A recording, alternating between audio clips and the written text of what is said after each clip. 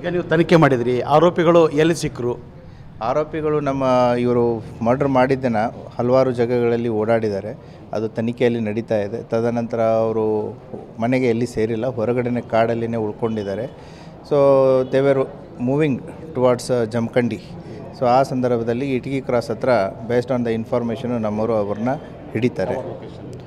ಜಮಖಂಡಿ ಕ್ರಾಸ್ಗೆ ಹೋಗ್ತಿರ್ಬೇಕಾದ್ರೆ ಇಟಗಿ ಕ್ರಾಸ್ ಹತ್ರ ಅವ್ರನ್ನ ಪತ್ತೆ ಮಾಡ್ತಾರೆ. ಒಂದೇ ವೆಹಿಕಲ್ದಲ್ಲಿ ಹೋಗ್ತಾ ಇರ್ತಾರೆ ಎಲ್ಲರೂ. ಈಗ ನೀವು ತನಿಖೆ ನಡೆಸಿದ್ರಿ ಸರ್, ತನಿಖೆಯಲ್ಲಿ ಒಂದಿಷ್ಟು ಅಂಶಗಳು ಬರ್ತವೆ. ಯಾವ ರೀತಿ ಪ್ಲಾನ್ ಮಾಡಿದರು, ಹೆಂಗೆಲ್ಲ ಕೂತು ಸ್ಕೆಚ್ ಹಾಕಿದ್ರು ಅಂತ ಏನಾದರೂ ಹೇಳಿದಾರಾ? ಸೊ ಅವರು ಈಗಾಗಲೇ ತಮಗೆ ಗೊತ್ತಿದೆ ಏನು ಅಂತಂತಂದರೆ, ಈ ಭಾಗಪ್ಪನ ಆಗು ಹೋಗುಗಳು, ಅವನು ಎಲ್ಲಿ ಹೋಗ್ತಾನೆ, ಎಲ್ಲಿ ಬರ್ತಾನೆ, ವಿಜಯಪುರದಲ್ಲಿ ಬಂದ್ರೂ ಕೂಡ ಅವನು ಎಲ್ಲಿರ್ತಾನೆ ಅನ್ನೋದು ಸೊ ಈ ಪ್ರಕಾಶನ್ಗೆ ಮುಂಚಿತವಾಗಿಯೇ ಗೊತ್ತಿರುತ್ತೆ. ಅಬ್ಸರ್ವ್ ಮಾಡಿದ್ದಾರೆ. ಅಬ್ಸರ್ವ್ ಮಾಡಿಬಿಟ್ಟು ಇವರನ್ನ ಏನು ಅವರ ತಂಡವನ್ನು ಕಟ್ಟಿಕೊಂಡು ಒಂದು 2-3 ಸಾರಿ ಕೂಡ ಅದರ ಬಗ್ಗೆ ಪ್ಲ್ಯಾನ್ ಮಾಡಿದ್ದಾರೆ. ಬಟ್ ಅವಾಗ ಸಕ್ಸೀಡ್ ಆಗಿಲ್ಲ. ಸೊ ಅದೇ ರೀತಿ ಇವನು ಅವತ್ತಿನ ದಿನ ಇಲ್ಲಿ ಬಂದಿದ್ದಾನೆ ಅನ್ನೋದು, ಇಲ್ಲಿದ್ದಾನೆ ಅನ್ನೋದು ಖಚಿತ ಮಾಹಿತಿ ಅವರಿಗೆ ಬಂದಿರುತ್ತೆ. ಭಾಗಪ್ಪನ ಅವರು ಅಬ್ಸರ್ವ್ ಮಾಡಿದ್ದಾರೆ over A period of and time.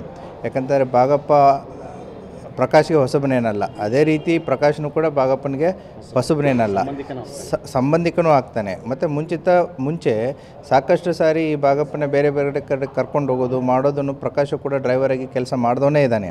So ಆ ಹಿನ್ನೆಲೆಯಲ್ಲಿ ಭಾಗಪ್ಪ ಎಲ್ಲಿ ಹೋಗ್ತಾನೆ, ಎಲ್ಲಿ ಬರ್ತಾನೆ ಅನ್ನೋದು ಸಂಪೂರ್ಣವಾದಂಥ ಒಂದು ಐಡಿಯಾ ಪ್ರಕಾಶ್ಗೆ ಇರುತ್ತೆ.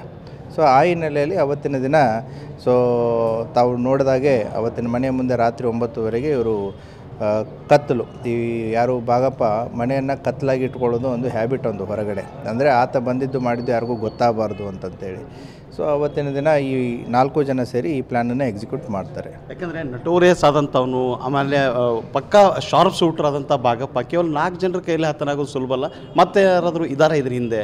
ಅಂದರೆ ಒಂದು ಮೂಲಗಳ ಪ್ರಕಾರ ಪ್ಲಾನ್ ಎದಲ್ಲಿ ಸಕ್ಸಸ್ ಆದರೂ ಅವ್ರು ಹೊಡೆಯೋಕ್ಕೆ, ಇನ್ನೊಂದು ಪ್ಲಾನ್ ಬಿನೂ ಮಾಡ್ಕೊಂಡಿದ್ದಾರೆ ಅನ್ನೋ ಮಾಹಿತಿ ಇದೆ ಸರ್. ಅಂದರೆ ಭಾಗಪ್ಪ ಅಲ್ಲಿಂದ ತಪ್ಪಿಸ್ಕೊಂಡು ಹೋದರೆ ಬೇರೆ ಬೇರೆ ಕಡೆಯಿಂದ ರೋಡಲ್ಲಿ ನಿಂತು ಅಟ್ಯಾಕ್ ಮಾಡೋಕ್ಕೆ ಒಂದಿಷ್ಟು ಜನ ನಿಂತಿದ್ರು ಅನ್ನೋದಿದೆ. ಏನಾದರೂ ತನಿಖೆ ನಡೀತಾ ಇದೆಯಾ? ಈ ತನಿಖೆನ ಎಲ್ಲ ಆಯಾಮಗಳಲ್ಲಿ ನಾವು ಮಾಡ್ತಾ ಇದ್ದೀವಿ. ಯಾವುದನ್ನು ನಾವು ಈಗ ರೂಲ್ ಔಟ್ ಮಾಡ್ತಾ ಇಲ್ಲ. ಇನ್ನು ಹಲವಾರು ಆಯಾಮಗಳಲ್ಲಿ ಈ ತನಿಖೆ ಮುಂದುವರಿತಾ ಇದೆ. ಒಂದು ಪ್ರಮುಖವಾಗಿ ಗಂಗೂಬಾಯಿ ಒಂದು ಆರೋಪ ಮಾಡ್ತಾರೆ, ಈ ಬಸಪ್ಪ ಹರಿಜನ್ ಮತ್ತು ಚಂದಪ್ಪ ಹರಿಜನ್, ಯಲ್ಲಪ್ಪ ಹರಿಜನ್ ಕುಟುಂಬನೂ ಕೂಡ ಇದರಲ್ಲಿ ಭಾಗಿಯಾಗಿರಬಹುದು ಅನ್ನೋ ಸಂಶಯ ಇದೆ. ಏನಾದರೂ ಅದ್ರ ಲಿಂಕ್ ಇದೆಯಾ ಅಥವಾ ಇಲ್ವಾ? ಇನ್ನೂ ಈ ಕೇಸ್ ಮುಗುದಿಲ್ಲ. ಇವಾಗ 3 ಡೇಸ್ ಆಗಿದೆ. ಇನ್ನೂ ಸಾಕಷ್ಟು ಟೈಮ್ ಇದೆ ಮತ್ತು ಹಲವಾರು ಆಯಾಮಗಳಲ್ಲಿ ಈ ತನಿಖೆ ಇನ್ನೂ ಮುಂದುವರಿತಾ ಇದೆ. Thank you. ಇದು SP ಲಕ್ಷ್ಮಣ್ ನಿಂಬೋರಿ ಅವರ ಮಾತು. ಏನು ಭಾಗಪ್ಪ ಹರಿಜನ್ ಹಂತಕರನ್ನ ಯಾವ ರೀತಿಯಾಗಿ ಚೇಸ್ ಮಾಡಿ ಹಿಡಿದ್ರು ಮತ್ತು ಅದೆಲ್ಲ ವಿಚಾರಗಳನ್ನು ಮಾಡಿ ಇನ್ನೂ ಹಲವಾರು ಆಯಾಮಗಳಲ್ಲಿ ನಾವು ವಿಚಾರ ಮಾಡ್ತೀವಿ. ತನಿಖೆ ಇಲ್ಲಿಗೆ ಮುಗಿದಿಲ್ಲ ಅನ್ನೋ ಮಾತನ್ನು ಇವ್ರು ಹೇಳ್ತಾ ಇದ್ದಾರೆ. ಕ್ಯಾಮ್ರಾಮನ್ ಶ್ರೀಶಾಂತ್ ಜೊತೆ ಅಶೋಕ್ ಅಡಳ್ಳಿ, TV9 ವಿಜಯಪುರ.